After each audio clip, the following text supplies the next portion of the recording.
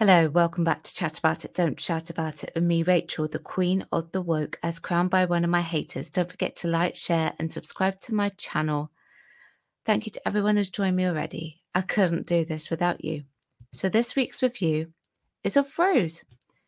This was chosen by you, my subscribers and viewers. I release a weekly poll on a Saturday, and you get to choose which episode of Doctor Who I review on a Sunday at 4 p.m. So it is the introduction of the 9th incarnation of Christopher Eccleston. It's also the first outing of the companion Rose. This was the revival after the series acts in 1989 and the failure of the US movie with Paul McGann. Well, the failure of the movie trying to get into the US with Paul McGann, I should say. Rose was written by Russell T Davies. It was directed by Keith Boak. The Autons were created by Robert Holmes, with a classic series featuring in the story Spearhead from Space and Terror of the Autons, and it aired to 10.5 million people. Now, this era also saw the introduction of the new and updated title sequence, as well as a new logo. Now, please be sure to leave comments below, and anything I have missed below, I'm guaranteed, like normal, to have missed something. In 2005, we saw Doctor Who be revived and return to our screens. Now, the 2005 me, who at that point hadn't seen much of the Pertwee era but had been terrified by Spearhead from Space, dived behind a cushion at the very first glimpse of a mannequin. Now, I hadn't read or seen anything about the new series at that time. All I knew was that it was returning. My dad had told me it was returning, and he had told me what time it would be on and when it would be on. So I made sure that I tuned in. I didn't do any other research other than what my dad told me. Now, I knew immediately after seeing the mannequin that Rose was going to be getting an Auton story as her first outing as the companion. Now, I don't know if that was predictable or not, or if it was just my heightened senses was something that I don't like. But I guessed pretty quickly. Now, when did you know it was going to be an Auton story? Leave those comments below. I have always wondered why RTD 1.0 went with the Autons, so I actually did a bit of digging and I found out that the story was being told from Rose's perspective, which we knew because I've seen it. He wanted an alien race that Rose could easily mistake for humans, and because the Autons, who were created by Robert Holmes, were originally there, he didn't actually need to create a new one, in his opinion, and I think that's actually fine in this respect. And also, if you actually think about it, it is good for the classic fans too. Now, before I get into the review, which I actually think is going to be quite a short one for me, please leave your comments below as to what you think about this episode of Doctor Who. I will try, and I mean it, to not compare it to what we have now. No promises, but I will try. So when we first see Rose, she is a department store worker.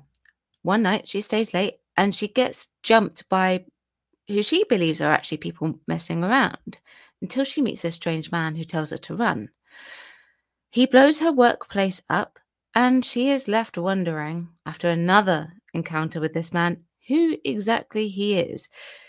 Well, she finds out who he is by doing an internet search and found a man called Clive, who fills her in. He's known as the Doctor. Rose then goes on and helps the Doctor defeat the Autons and the Nestine consciousness before joining him as the companion in the TARDIS. There's a few similarities with this in classic Who, I must say.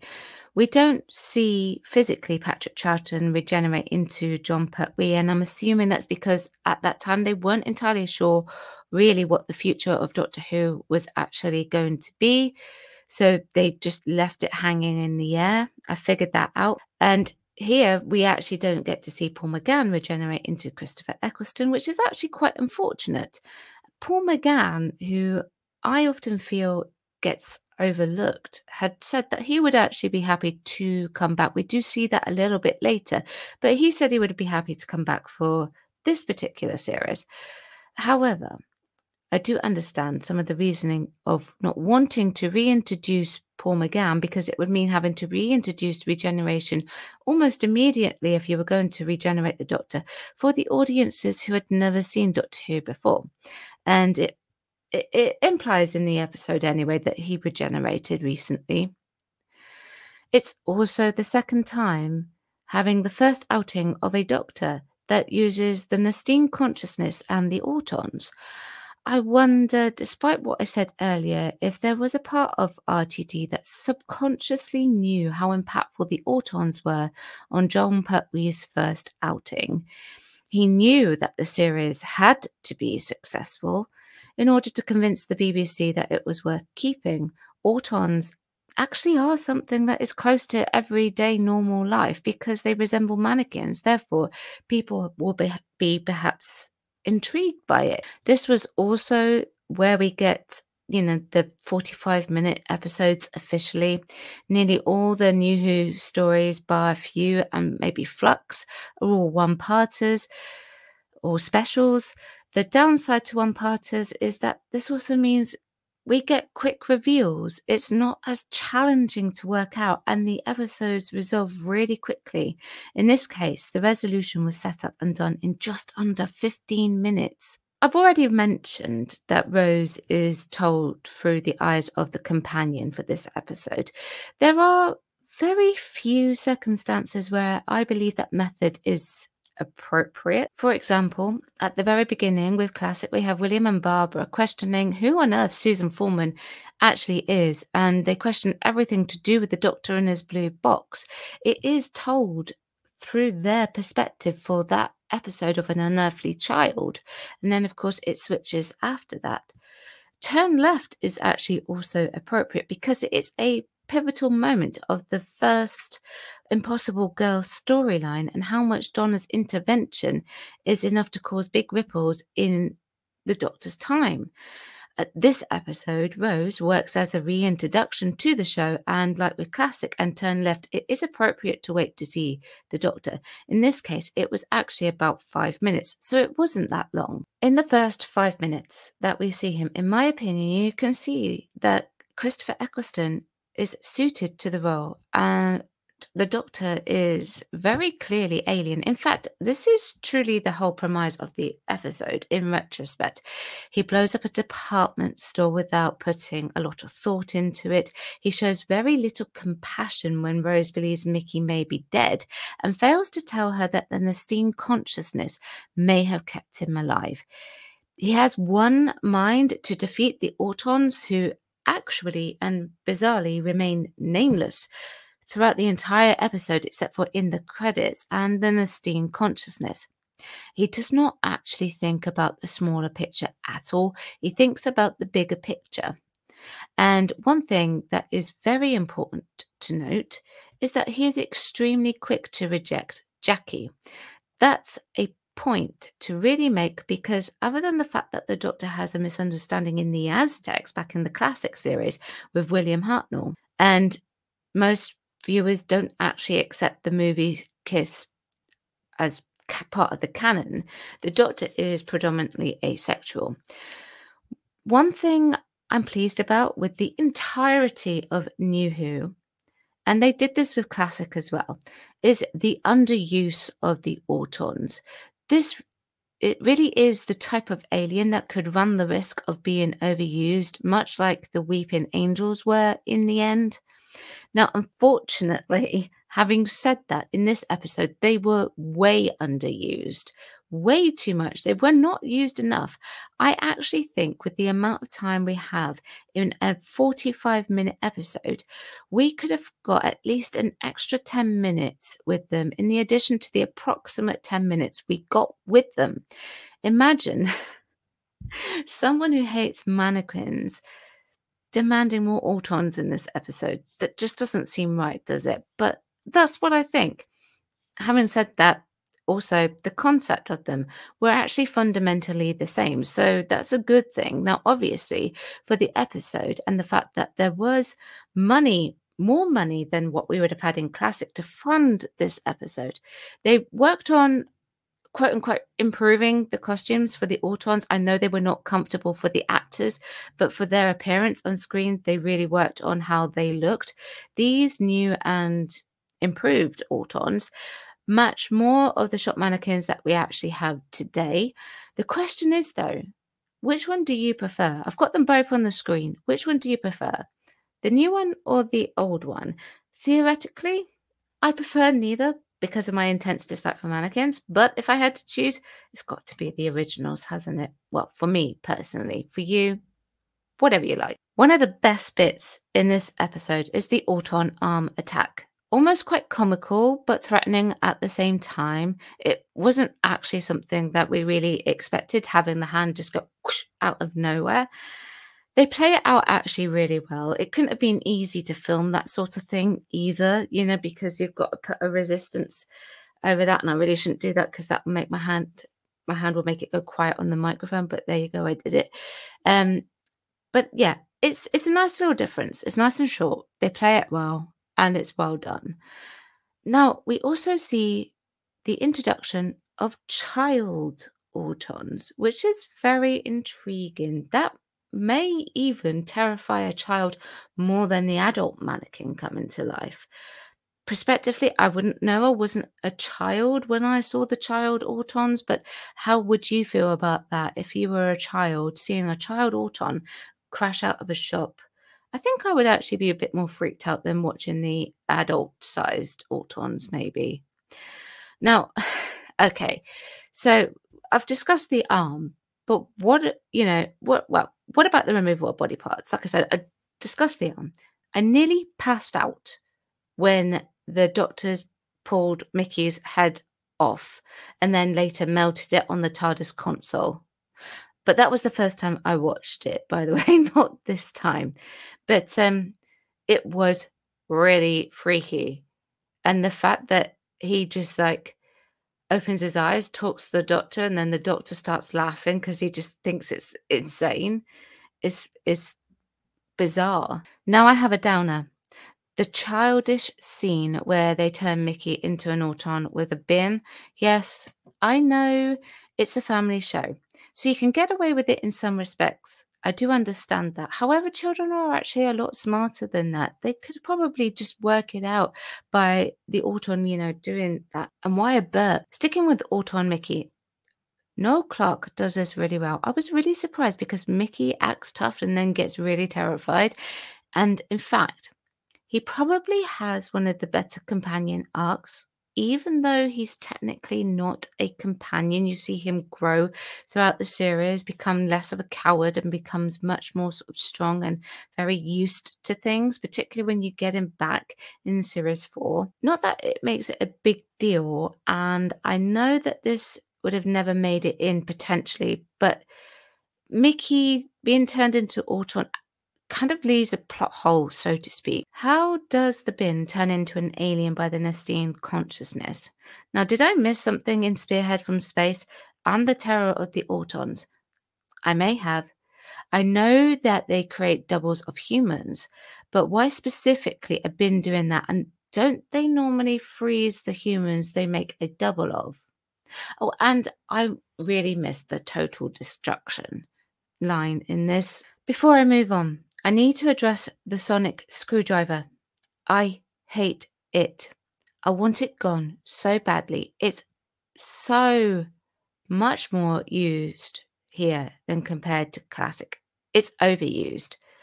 When I reviewed Castrovalva, I noted it was used once in 4 stories. It wasn't even the Doctor who used it, it was Nyssa, and all she did was unscrew the screws with it to build a new mini Zero cabinet for the Doctor.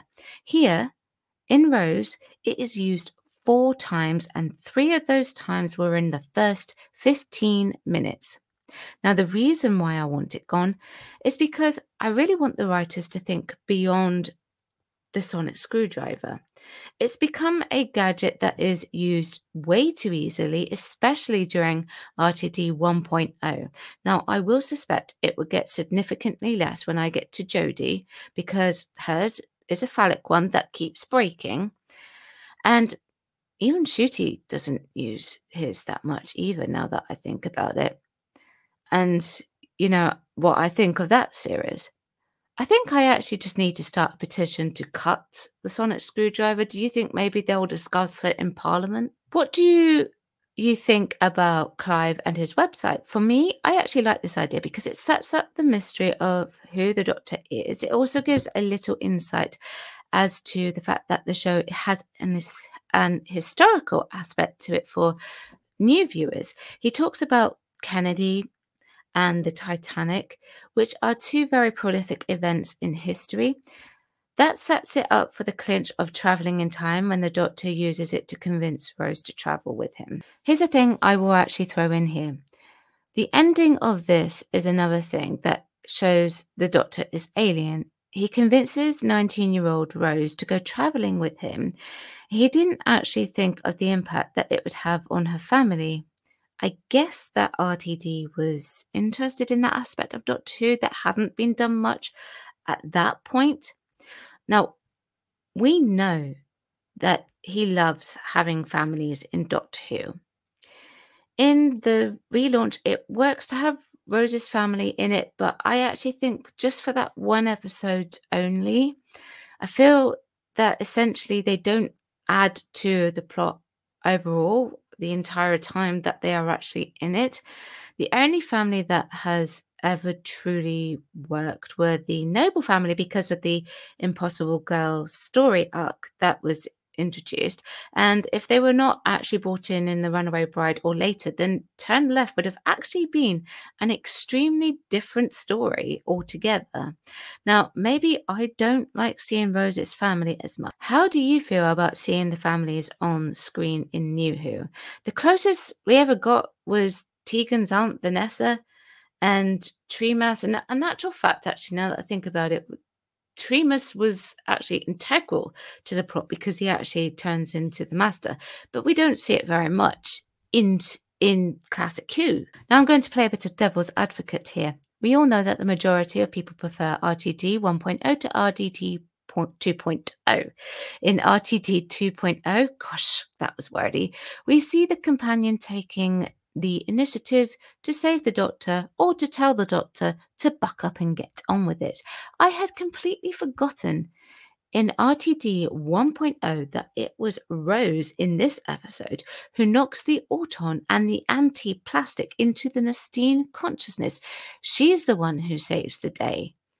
Has RTD intended this all along, or is this purely because he was planning on telling the story of the Doctor, introducing the Doctor through the eyes of the companion Rose, so therefore she needed to save the day? It kind of bothers me a little bit, actually, because maybe I'm just misremembering part of my teenage years here. It's also a bit like that in Spearhead from Space, where the Doctor is actually trying to fight off the Nestine consciousness, and Liz Shaw has to save him by fixing the machine, by the way, which the Doctor had actually built, and switching it on. Could RTD have been doing some inspirational plot rewrite here? I must admit, though, I love the TARDIS being held hostage.